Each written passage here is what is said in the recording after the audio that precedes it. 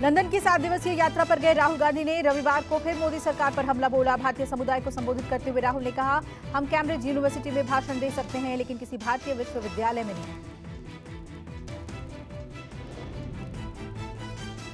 राहुल गांधी ने अपने संबोधन में विदेश मंत्री एस जयशंकर का चीन पर दिए बयान का भी जिक्र किया। कांग्रेस नेता ने कहा, विदेश मंत्री एस जयशंकर के बयान को बारीकी से देखें तो लगेगा कि वो खुद चीन को भारत से ज्यादा शक्तिशाली मानते हैं। राहुल ने आरएसएस बीजेपी की विचारधारा को कायरता की विचारधारा बताया। राहुल ने कहा, उनके विरोध से मैं सीखता हूं, क्योंकि ये लड़ाई प्यार बनाम नफरत, सम्मान बनाम अपमान और साहस बनाम कायरता की है। So this is a fight between courage and cowardice. It's a fight between respect and disrespect. It's a fight between love and hatred. London में मीडिया से मुखातिब हुए राहुल ने बीबीसी ऑफिस में सर्वे का जिक्र किया। राहुल गांधी ने कहा कि मोदी सरकार सभी को खामोश देखना चाहती है। बीबीसी आज सरकार के खिलाफ लिखना बंद कर दे, कल सब ठीक हो जाएगा। राहुल गांधी ने उद्योगपति अडानी का नाम लिए बगैर पीएम मोदी पर तीखा हमला बोला। कांग्रेस नेता ने कहा कि एक शख्स राजनीतिक संबंधों की वजह से बेहिसाब पैसे कमा रहा है। Right? And one person is making all the money because of his political connections. The strength of the country, the energy of the country is wasted and weakened. Bharat में महिलाओं के प्रति हिंसा को राहुल गांधी ने देश का एक अहम छिपा हुआ मुद्दा बताया। प्रवासियों के बीच राहुल गांधी ने भारत जोड़ो यात्रा के अनुभव शेयर किए। राहुल ने कहा कि भारत जोड़ो यात्रा वास्तव में एक आत्मनिरीक्षण थी। इस यात्रा के जरिए उन्होंने ये समझने का प्रयास किया कि देश में क्या हो रहा है। राहुल गांधी ने एक बार फिर विदेशी धरती पर पीएम मोदी पर हमला बोला। कहा, पीएम मोदी करते हैं विदेशों में देश की बदनामी, विदेश में कहते हैं 70 सालों में देश में कुछ नहीं हुआ। The Prime Minister going abroad and announcing that there's been nothing done in 60 years of independence, 70 years of independence. I remember him saying that, there's a lost decade. BJP के हमलों पर राहुल ने किया पलटवार। कहा, बीजेपी को तोड़ मरोड़ कर पेश करना पसंद है, आरएसएस और बीजेपी को हराने की जरूरत। राहुल गांधी ने कहा, भारत जोड़ो यात्रा के दौरान काफी हद तक गुस्सा देखा। बीजेपी चाहती है कि देश सिर्फ खामोश रहे।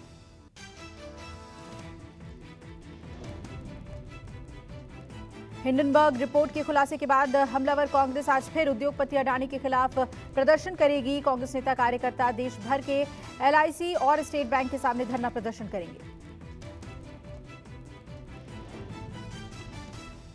दिल्ली के पूर्व CM deputy CM Manish Sisodia की आज खत्म हो रही है सीबीआई रिमांड। 7 दिनों की कस्टडी के बाद सीबीआई एक बार फिर रिमांड बढ़ाने की मांग कर सकती है। इस बीच प्रवर्तन निदेशालय भी रिमांड लेने में जुटी है। प्रधानमंत्री मोदी आज सुबह 10 बजे वीडियो कॉन्फ्रेंसिंग के माध्यम से स्वास्थ्य और चिकित्सा अनुसंधान पर पोस्ट बजट वेबिनार को संबोधित करेंगे। भारतीय नौसेना कमांडर्स के साल 2023 सम्मेलन का पहला चरण आज से शुरू होगा। समुद्र में आईएनएस विक्रांत पर आयोजित सम्मेलन को रक्षा मंत्री राजनाथ सिंह संबोधित करेंगे।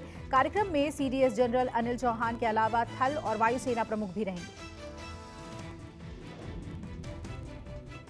पंजाब के तरन तारण के गोइंदवाल जेल में हुए गैंगवार पर कार्रवाई हुई। सीएम भगवंत मान के आदेश पर 7 पुलिसकर्मी सस्पेंड हुए, 5 पुलिसकर्मी अरेस्ट।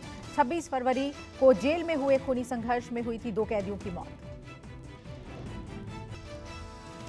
दिल्ली में आज से फिर खुल जाएगा आश्रम फ्लाईओवर। 1 जनवरी से फ्लाईओवर पर चल रहे निर्माण कार्य की वजह से आवाजाही बंद थी।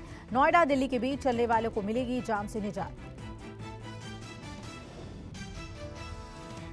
त्रिपुरा, नागालैंड और मेघालय में सरकार बनाने को लेकर बीजेपी की कोशिशें तेज। रविवार को केंद्रीय गृह मंत्री अमित शाह के घर हुई बैठक।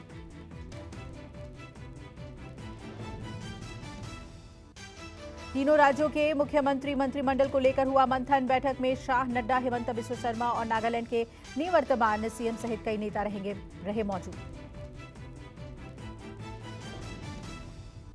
त्रिपुरा में सीएम को लेकर फंसता दिख रहा है पेंच। बीजेपी आला कमान सहित विधायकों का एक गुट माणिक साहा को मुख्यमंत्री बनाए रखना चाहता है।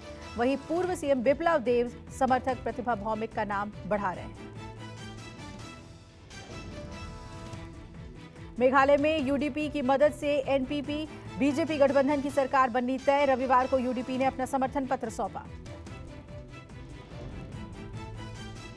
मेघालय, नागालैंड, त्रिपुरा में शपथ ग्रहण समारोह में शामिल होंगे पीएम मोदी। 7 को मेघालय और त्रिपुरा तो 8 मार्च को नागालैंड में होगी ताजपोशी। पीएम मोदी होंगे शामिल।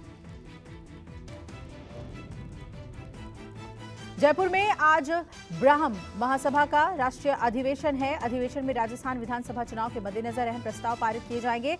अधिवेशन में सभी पार्टियों के ब्राह्मण नेताओं को न्योता दिया गया है। रविवार को जयपुर में जाय महाकुंभ का आयोजन किया गया।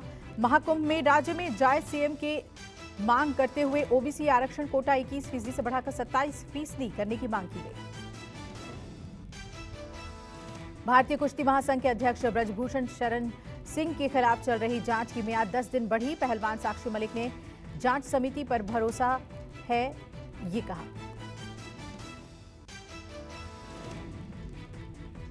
वृंदावन के बांके बिहारी मंदिर में रविवार को होली खेलने और भीड़ की वजह से 5 लोगों की बिगड़ी तबीयत। मंदिर परिसर में अस्थायी मेडिकल कैंप में इलाज के बाद घर भेजे गए 5 लोग। यूपी के संभल में रविवार को होली मिलन समारोह का आयोजन किया गया। कार्यक्रम में कलकी पीठाधीश्वर आचार्य प्रमोद कृष्णन रहे मौजूद। इस दौरान मथुरा के कलाकारों की तरफ से फूलों की होली और लठमार होली खेली गई। दिल्ली के पश्चिमी विनोदनगर मैथिल यूथ परिषद की तरफ से रंगोत्सव का आयोजन हुआ, जिसमें बड़ी संख्या में लोग कार्यक्रम को देखने पहुंचे। इस अवसर पर डेंटल कैंप का भी आयोजन हुआ। दांतों के जाने माने डॉक्टर संजय लाभ शामिल हुए। वाराणसी में धधकती चिताओं के बीच भस्म से खेली गई होली। महाशमशान मणिकर्णिका घाट पर लोगों ने चिता भस्म के साथ होली खेली। भस्म होली के दौरान महाशमशान मणिकर्णिका घाट पर उमड़ा जन सैलाब। चिताओं की भस्म से साधु संत और भक्तों ने जमकर खेली होली। होली के रंग में रंगी कन्हैया की नगरी। वृंदावन में विदेशी पर्यटकों ने खेली फूलों की होली और होली के हिंदी गानों पर जमकर किया डांस।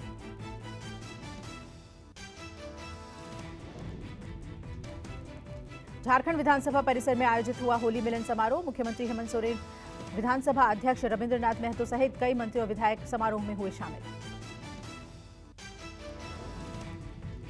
होली मिलन समारोह में विधानसभा अध्यक्ष रविंद्रनाथ महतो और मुख्यमंत्री हेमंत सोरेन ने झाल बजाया। वहीं विधायक प्रदीप यादव ने तबले पर अपना हाथ आजमाया।